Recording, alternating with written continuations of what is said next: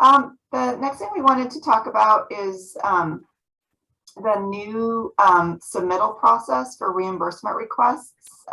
We're trying to streamline things a little bit. We've got so many contracts and reimbursement requests coming in from about, I think, 60 contracts now, and it's just getting very complicated. So we're trying to kind of make it more streamlined, and we also need to protect people's personally identifying information when you submit payment agreement forms that have tenant information on them. We need to not be sending those through email. So Leah and Corey have devised a new way to do that, and I've asked Leah to present some information on how that's going to work. Take it away, Leah. Okay, so most of you guys have already done reimbursement requests. There's not a whole lot changing. I did put a little bit more info in here for those who may have not have done a request yet, since we do have some new people. I'll show you my screen. I'm not going to go over the detailed parts as far as what you've already done the same. I will have this PowerPoint though later to send out. So if anyone needs to reference it later who has not done reimbursement requests, you can reference this. The main part I'm going to focus on is the new part of the Cognito.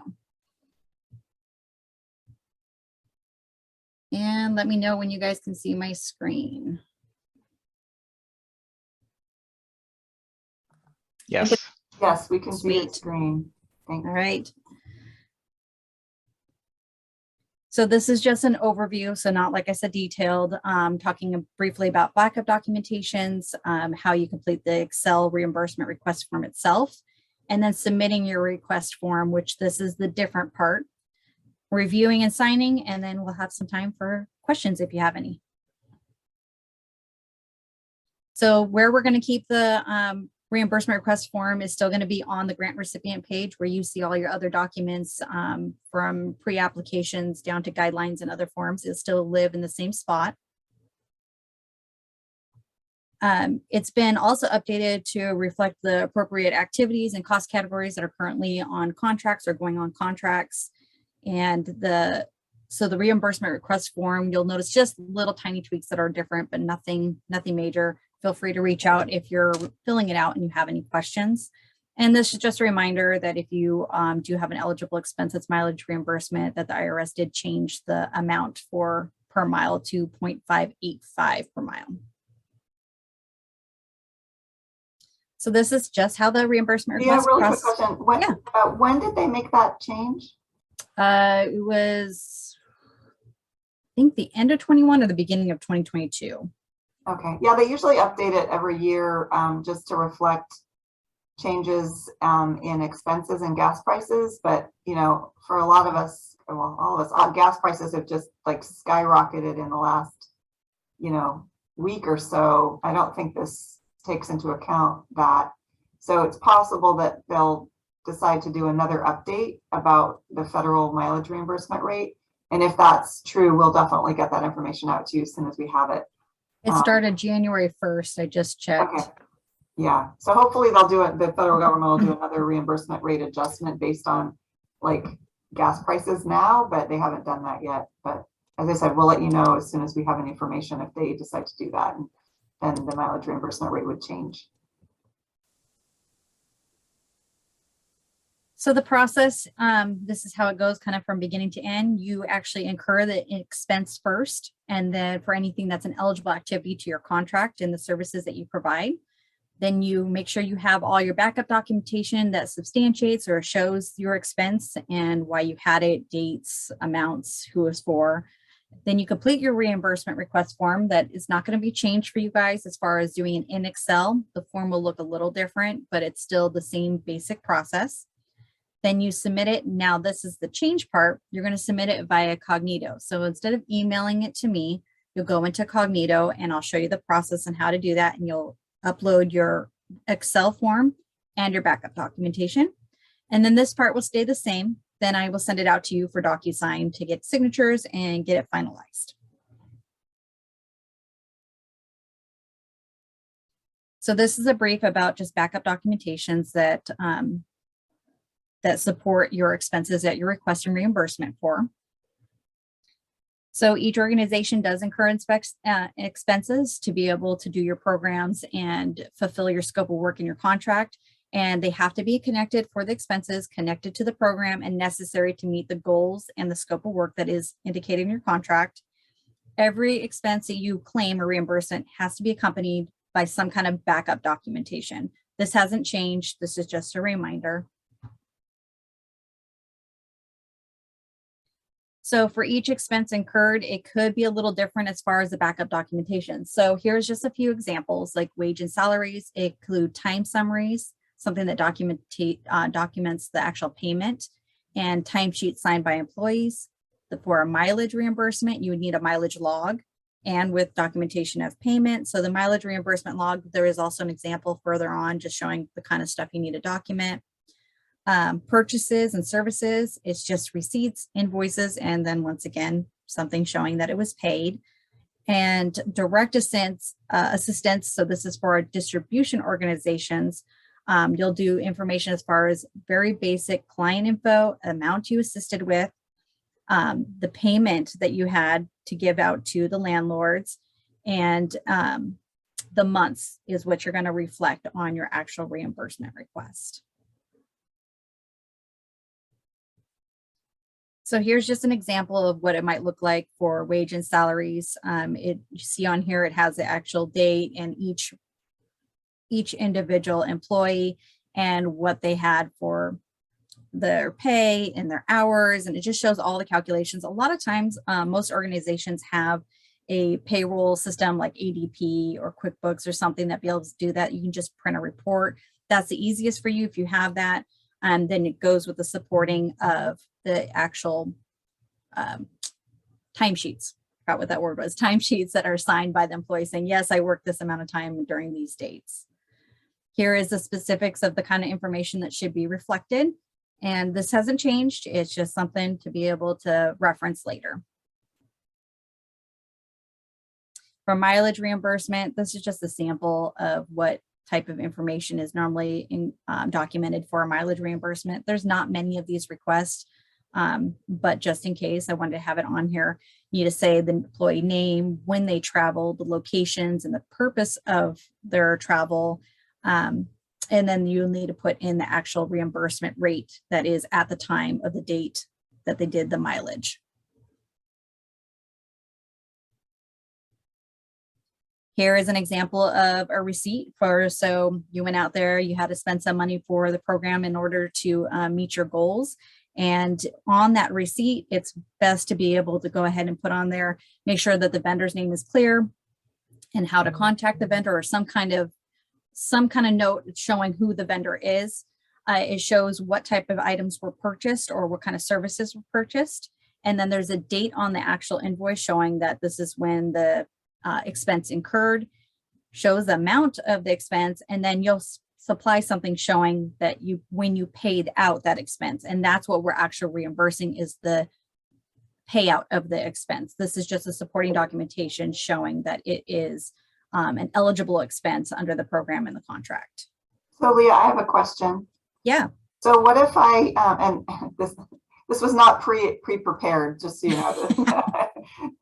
I'm not a plant in the audience. So what if I had what if I, for example, needed to buy some office supplies and I ordered them from Office Depot on like January 28th. And so my receipt is on January 28th. And then I actually paid Office Depot a week later on February 3rd, or it cleared my credit card on February 3rd, because that's when they actually shipped out. What month would I submit that reimbursement request for? So it'll be based off of not the date that you made the purchase, but the date you actually paid it. So say it's a Staples account and you purchased an order online on February 20th. They send you an invoice after the fact and in March, and you pay it in March, it'll go on your March reimbursement request. It could be different if you go into the store and you actually use your credit card right then and there. You did it. The date of the purchase is the date you actually expended it. So that would have been February 20th if you went in February. So it kind of depends on when it was actually paid, is what the date that we're going off of for the reimbursement. And if people have questions, they can contact you, right, Leah? Oh, absolutely. Like, I don't know which reimbursement request to put this on, like, oh, looks like Teresa has her hand up. Not that I have 50 things on my plate like you guys, right? Like we all are in that. What if we have slacked on something, hypothetically, because I don't know it right now? Like I'm like, did I buy anything in January? Like, would that be okay if it's already been paid? The check's been cut, for example, using HK, the check's been cut from HK, and now we do it now? Yeah, I've had that happen where they're like, hey, we just caught this. I like to have just a heads up because then I go back to the reimbursement request that was in that time period just to double check to make sure it wasn't already included. And then I'll go, okay, yep, it wasn't included yet. Okay. It's an eligible expense. So that has happened. And I've had people also, if they're unsure what to do, they've sent me literally a copy of the receipt and the payment and said, what month does this go in? And I've been able to answer them just in an email saying, okay, I don't think we're there, but okay. But just Teresa, to your question, generally, we will honor expenses that were within the contract period, even if you didn't get them submitted in the right reimbursement request month, because that happens. okay, So it I happens. appreciate that. Yeah, Hopefully not, but you never they know, do. right? Yeah, we'll still honor that. You just can't submit it forward of it. So, Right. like if you had an expense that you paid in January, in February, you couldn't request reimbursement for that in January. Right. And the best practice is to get it all in the right month. But as Leah said, we can make some exceptions just because we understand it. Okay. Not always easy, not always clean. Yeah, and then the other biggest thing is if the contract has ended and already closed out, I've had that happen where it's like, okay, 3 months later, the contract was done, closed out, commerce is paid, we're done with the contract. We might not be able to do it if it's something like that. So it's just, best practice if you just double check your records and make sure you're all good, especially before the end of the contract.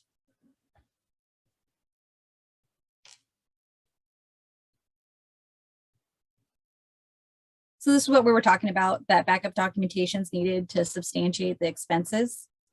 And it needs to be accompanied with each reimbursement request that you submit. So after you have everything, your ducks in a row and all ready to submit it, then you go ahead and you fill out the actual reimbursement request form. I did not get to update this form. It looks just a little different, but it's basically the same. So you're still going to have the same kind of little fields that you need to fill out, same areas that you need to fill out. So none of that has changed. This is just a sample of what the sheet might look like. And over on the right side, there is actually step-by-step instructions that you can actually reference. So this is super handy. And if you still have questions, feel free to reach out. But I know Corey did a massive amount of work on putting these things together and try to make it as user-friendly as possible. This is the part where you actually put your actual amount for this request specifically. This amount is actually really important to make sure that it matches with your other tab for your summary expenses. So when you first see this, it's going to be red. Don't panic that if it's red. It's just because all the data isn't matching yet, because we still have to refer it to the next tab that hasn't been completed yet. But by the time you're all done and you're filled out everything, it shouldn't be red anymore. It should turn black, because that means you're all equal. Everything was great. If it is still red, then there's a problem where something isn't matching up. So this is just an up close view of what it looks like. The biggest thing that I noticed is that right here in the corner where it says new adjusted budget, if you do have a new contract amendment, make sure you check that box and put in the new amount. If you don't check the box, it won't let you fill in. So that's one thing that has come up as questions. And I'll just add on to here real quick that in my latest version of the form, I've actually removed the checkbox. So if somebody does have an amendment amount, so long as they enter an amendment amount, their adjusted budget amount somewhere, it's going to require for every one of the fields then. So no checkbox now. Okay, see, I told you, Corey's been making it as user-friendly as possible, trying to take out all the little steps here. So this is the other tab, the summary expense tab. So there's two tabs on the reimbursement request. The first one's just the RR. It's kind of like the overview of everything. And this one is the more detailed section of it. You need to make sure you put your brief description of what you did for expenses and how it supported the actual scope of work itself.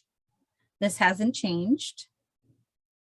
And again, there's step-by-step instructions here to be able to say what we're looking for when you're filling out this form. And at the bottom here, if you see, it's actually red. That's only because you haven't finished filling it out yet. By the time you're all said and done with everything, that should turn black, and that means you're good to go. It matches everything on the other tab, the first tab that you filled out. So as long as you're black, you're good to go. If it's red, you might need to do a little look in and see what's off. Here is a new and improved part. So for Cognito, you're going to still have every expense that you had backup documentation. So you'll need to make sure you scan it and create a PDF to do a submittal for that. Make sure you're still keeping all your original backup documentation on file at your offices. I will send out this link later, but this is the link that you'll be going to be able to actually submit via Cognito. In there, you'll have your completed reimbursement request Excel file, your backup documentation, and then what I asked, if you're able to do this, please try to scan or label your files in order of the same way as the summary expenses. So if you had Staples first and then later you have, say, Office Depot, if you could put Staples as your first scan, it makes it so much quicker for me to be able to review when I'm not looking through multiple pages looking for that next backup documentation. If I can just match them up, it makes it so much easier and less time consuming to be able to process these. So if the contact person listed on your Excel reimbursement request form is different than the authorized recipient, we'll need to make sure to make a note of that. And there is a spot to do that in Cognito. So here's a sample of the new Cognito form. Once you go to that link, it's pretty self-explanatory, which is great. You select first which type of request that you're going to do. After you select reimbursement request, it's going to populate this form. Same type of information you're putting on top of your Excel reimbursement request form, your contract number, the contact person, the invoice, the contact person's email address and phone number, and then last, the grant program over here. The bottom part of that page, it has another step. Is this reimbursement request contact person and the signer the same person? If it's yes, no other additional information will populate right here in this section. If it's no, it gives you a spot to be able to say who the signer is and their email address. Down below that is where you attach your Excel file. And then below that is where you attach your documentation. You just hit submit after that. So we try to make it pretty simple, and then it'll send me an email saying that it's time to review it. You'll also receive a response email after you've submitted. I forgot about that. Yes, a confirmation email. So then I'll do the normal process that I have been doing of reviewing it, making sure all the expenses are connected to the program, make sure that we have all the backup documentation necessary. There's no calculation errors. If there's any questions, I will reach out to you and ask just for clarification. Normally not many corrections are actually needed, just a little bit of clarification so I can note the file. So when we get audited, we're good to go saying we double checked everything. Signing is going to be the same, like I said. After I've reviewed it and it's approved and good to go, the next step is me to put it into DocuSign to send it out for signature. So a digital signature is going to be how it's done, same way as before. You'll receive an email, or the signer will receive an email from DocuSign saying, hey, it's time to look over this document and sign it off. When you get that email, you can click review document and it'll bring you right into DocuSign.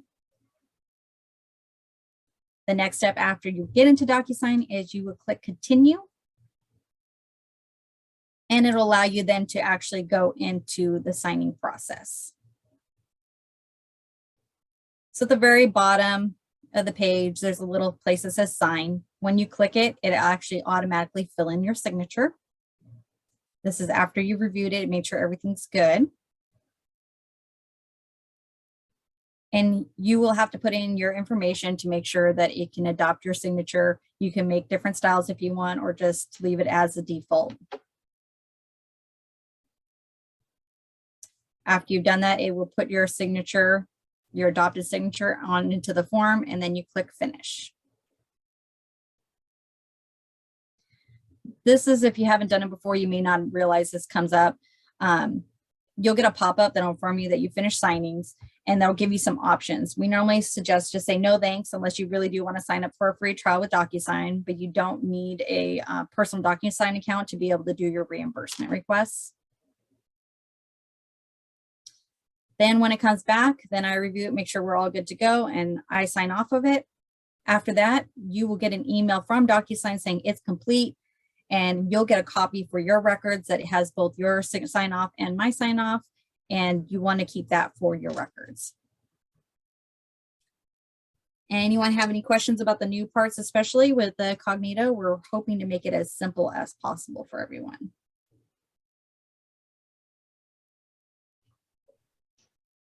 And that link will be posted to our grantees webpage once I make that update. As long, and I'll include the updated Excel reimbursement request worksheet for 2022 as well. So it's coming. And I'll be emailing out the link also for reference. If you have any questions, feel free to reach out. Here's some of our contact information. I will be also emailing out this little PowerPoint presentation along with the actual link so that you guys have it for reference later. And just to reiterate, Leah kindly put this presentation together, not just to present today, but also as a reference tool for folks in the future. And since we did figure out how to record this meeting, potentially you could have somebody who joined your team later or wasn't able to attend this meeting listen to the presentation later. Or of course, they can always reach out to Leah to get assistance. We're always happy to have you ask questions ahead of time and get your questions answered and submit it correctly, then submit incorrectly, and then there has to be lots of back and forth, and it makes more work for everybody. So we're here to help, and we don't want this to seem overwhelmingly complicated. I think it's one of those things that once you get into doing it, it's not as complicated as it sounds on paper. It's pretty straightforward. Yeah. And there's a lot of things like that in life, right? So don't be intimidated about it. If it seems complicated, just take it step by step. And Leah's at the other end of the phone anytime if you need assistance. For those who've been doing it for a long Leah for putting this together, and to Corey for doing all the behind the scenes. Corey has done so much of the technical side. Yeah. And it's really meant to protect, the privacy of our of the people that we're serving, the tenants and the landlords, so that that's not out in email land and potentially hackable. So that's why we're switching to the Cognito safe submittal. So the good thing for you guys is it's the only change really is instead of emailing the documents, you're entering it incognito. Everything else should remain the same on how you were already doing it.